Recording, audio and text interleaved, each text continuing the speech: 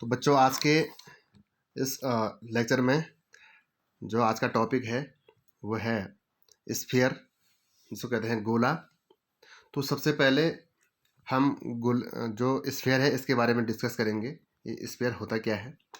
तो मेनली जो स्फीयर होता है गोला, आप लोगों को पता है, तो ये 3D होता है।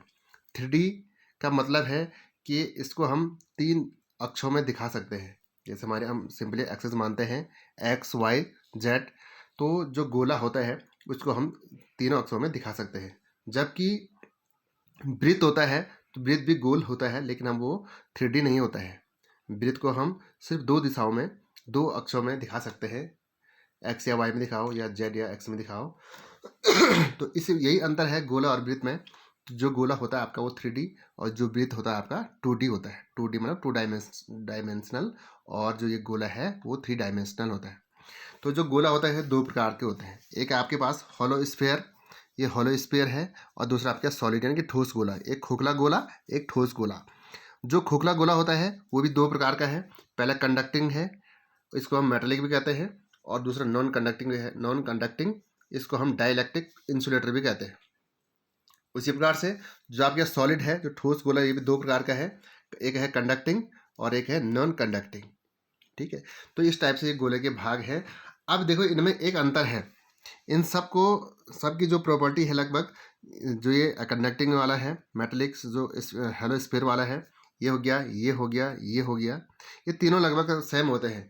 लेकिन इसमें अंतर होता है सिर्फ जो सॉलिड का जो दूसरा भाग है नॉन कंडक्टिंग, ये अंतर, ये इन तीनों से अलग होता है। जो 3 भाग ये है ना, तो ये इसमें अलग क्या है, इसमें एक क्वालिटी इसकी अलग होती है। जो नॉन कंडक्टिंग, जो सॉलिड वाला है, तो इसमें क्या होता है कि जो भी चार्ज होता है उसके पूरे वॉल्यूम में होता है। जो पूरा वॉल्यूम का मतलब ये है कि इस टाइप से हमारे पास कोई आकृति है तो चार्ज इसमें संपूर्ण रूप से अंदर होगा। तो इसको कहते हैं हम नॉन कंडक्टिंग सॉलिड स्फीयर। ठीक है, जबकि हमारे पास जो ये कंडक्टिंग वाला है, नॉन कंडक्टिंग है, ये कंडक्टिंग है, ये वाला, तो ये इनका जो चार्ज होता है ये हमेशा किस पे होता है, एक सरफेस पे होता है। तो ध्यान रखें इस बात का, चाहे वो खोखला गोला है या फिर ठोस गोला है, इनके जो खोखले गोले के जो चार्ज होता है वो इनके किस पे होता है, सरफेस पे होता है। जो सॉलिड, ये जो ठोस गोला होता है उसका चार्ज भी, जो कंडक्टिंग वाला होगा उसका चार्ज किस पे होगा, सरफेस पे होगा। लेकिन जो नॉन कंडक्टिंग स्फीयर होगा सॉलिड वाला, तो उसका चार्ज क्या होगा, पूरा वॉल्यूम में होगा। तो यही अंतर है। जो ये 3 है बाकी, कंडक्टिंग, डाइलेक्ट्रिक, ये वाला नॉन कंडक्टिंग और कंडक्टिंग, ये तीनों क्या है, इन तीनों का जो चार्ज होगा ये इनके सरफेस पे, जो ये वाला जो है इसका चार्ज है इनके वॉल्यूम पे।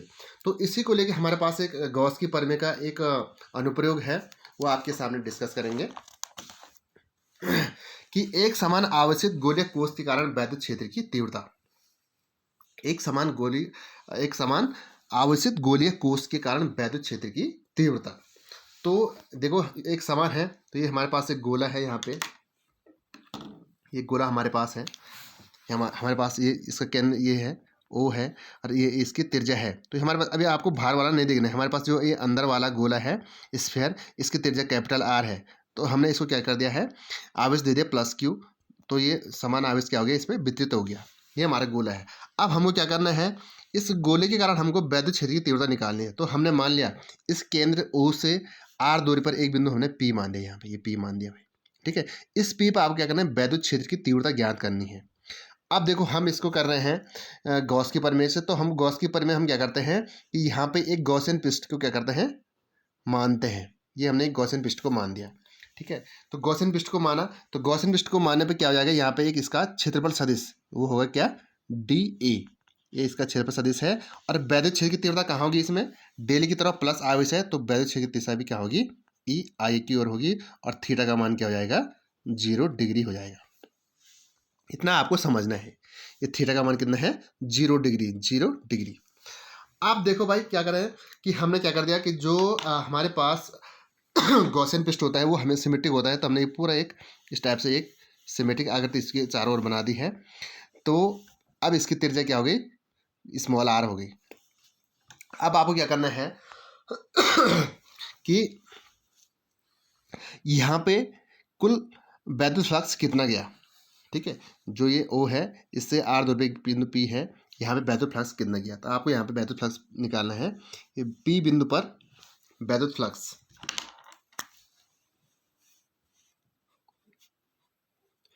पी बिंदु पर विद्युत फ्लक्स,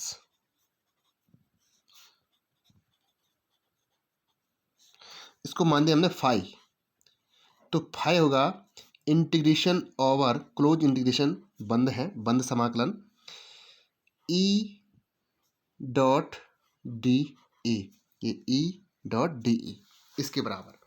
अब कैसा होगा भाई, इसको आगे हम सॉल्व करेंगे तो क्या हो जाएगा, ई डॉट डी ए मतलब close integration E D A cos theta. अब थीटा का मान कितना है, 0 डिग्री, यहाँ पे थीटा का मान है 0 डिग्री, क्योंकि ए भी उसी दिशा में है, डी ए भी उसी दिशा में है, तो थीटा का मान 0 हो जाता है। तो ये हो जाएगा आपके पास phi is equal to close integration E D A cos 0 डिग्री। अब कॉस 0 का मान कितना होता है, 1 होता है, तो आपका ये हो जाएगा phi is equal to close integration E D A, क्योंकि कॉस 0 का मान कितना होगा, यहाँ पे लिखेंगे cos 0 degree is equal to 1। अब हमारे पास ये हो गया। अब देखो जो वैद्युत क्षेत्र की तीव्रता होती है वो क्या होगी, इस बिंदु पे भी उतनी होगी, इस बिंदु पे, सारे बिंदुओं पे क्या होगी, समान होगी, तो वो कॉमन हो गया। हमने उसको क्या कर लिया है, उसको आगे कर लिया है, तो ई को आगे कर दिया, हमारे पास बचा क्लोज इंटीग्रेशन डी ए, हमारे पास क्या बच गया, क्लोज इंटीग्रेशन डी ए। अब देखो जो क्लोज इंटीग्रेशन डी ए, जो ये डी ए है, तो ये है, मतलब यहाँ से पूरे जितने सारे डी ए होंगे, डी से मिलकर के जितना ये गॉसियन पृष्ठ बना होगा, सारे डी ए का क्षेत्रफल, मतलब डी ए को जोड़ के इस पूरे जो भारत हमने ये काल्पनिक गॉसियन पृष्ठ माना है, इसका क्या हो जाएगा, एक क्षेत्रफल हो जाएगा, तो ये बने एक गोले की तरह।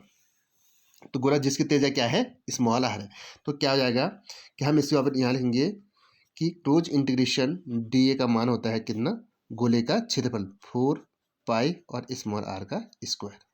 तो इसके ऊपर आप ये रख देंगे, तो क्या हो जाएगा आपके पास क्लोज इंटीग्रेशन ई इंटू 4 पाई r², ये आपने निकाल दिया। लेकिन गॉस की प्रमेय, जो गॉस की प्रमेय है, गॉस की प्रमेय क्या कहती है, गॉस की प्रमेय, गॉस की प्रमेय से, गॉस की प्रमेय कहती है कि phi is equal to q upon epsilon naught. देखो ये भी फाई का मान है और ये भी फाई का मान है, इसका भी बायां पक्ष और बायां पक्ष बराबर है और दायां पक्ष भी बराबर होने चाहिए, तो इसलिए हम क्या करेंगे कि ये बराबर ये करेंगे, इसलिए ई इंटू 4 पाई r² बराबर हो जाएगा क्यू अपॉन एप्सिलॉन नॉट। ठीक है, तो यहाँ से हमको ई का मान निकालना है, तो ई बराबर हो जाएगा हमारे पास, ई बराबर हो जाएगा, ये सब यहाँ चले जाएगा, 1/4 pi epsilon naught q upon r²। तो ये हमारे पास क्या है, रिक्वायर्ड फार्मूला है। तो जो एक समान गोलीय कोश है उसके कारण अगर बाह्य बिंदु पे आउटसाइड आपको वैद्युत क्षेत्र की तीव्रता निकालनी है, तो उसके लिए फार्मूला क्या है, E equal to 1/4 pi epsilon naught q upon r²। ये आपका समझ में आ गया होगा। ठीक है, आप दूसरी कंडीशन ये है कि अगर अभी तो हमने इसमें बाह्य बिंदु पे माना है, अगर ये पी बिंदु क्या है, आंतरिक बिंदु पे है, तब क्या करेंगे, तो उसके लिए कंडीशन क्या हमारे पास, अब ये वाले कंडीशन है, ये तो ये क्या हमारे पास एक गोला है जिसकी त्रिज्या r है, हमने ये मान दिया है कि यहाँ से ये है स्मॉल r डिस्टेंस, ये स्मॉल डिस्टेंस, यहाँ पे एक बिंदु माना P है, यहाँ पे आपको क्या करना है, वैद्युत क्षेत्र की तीव्रता ज्ञात करनी है, तो वही काम होगा हमारे पास। यहाँ पे भी क्या करेंगे, आप एक काल्पनिक गॉसियन पृष्ठ की रचना करेंगे, इस टाइप से कर दी भाई। अब यहाँ पे बना, यहाँ पे भी वही, इसका भी डी ए की दिशा भी सेम हो जाएगी और ए की दिशा भी इसमें क्या हो जाएगी, सेम हो जाएगी। ठीक है, इस पी बिंदु पे। अब वही सिस्टम इसमें भी है कि जो फ्लक्स है गॉसियन पृष्ठ से जाने वाला फ्लक्स, जो हमने माना है, तो लिखेंगे आप गॉसियन पृष्ठ से जाने वाला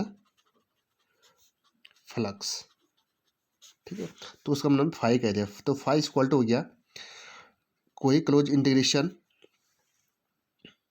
E dot D E dot D, ठीक है। तो ये फिर वही काम हमारा क्या हो जाएगा, यहाँ पे सेम दिशा में तो थीटा का मान 0, तो ये हो जाएगा आपका close integration E D A cos theta, तो बराबर हो जाएगा close integration E D A cos 0 degree, E D A cos zero का मान 1, तो फाई का मान हो जाएगा आपके पास क्लोज इंटीग्रेशन ई डी और ए, ये हमारे पास हो गया।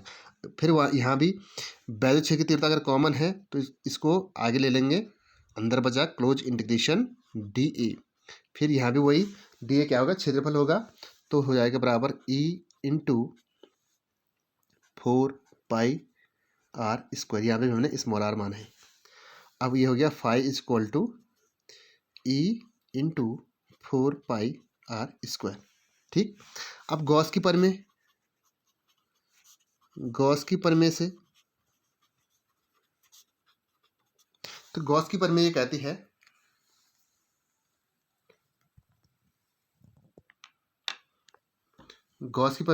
है कि फाई इक्वल टू होता है क्यू अपॉन एप्सिलॉन नॉट।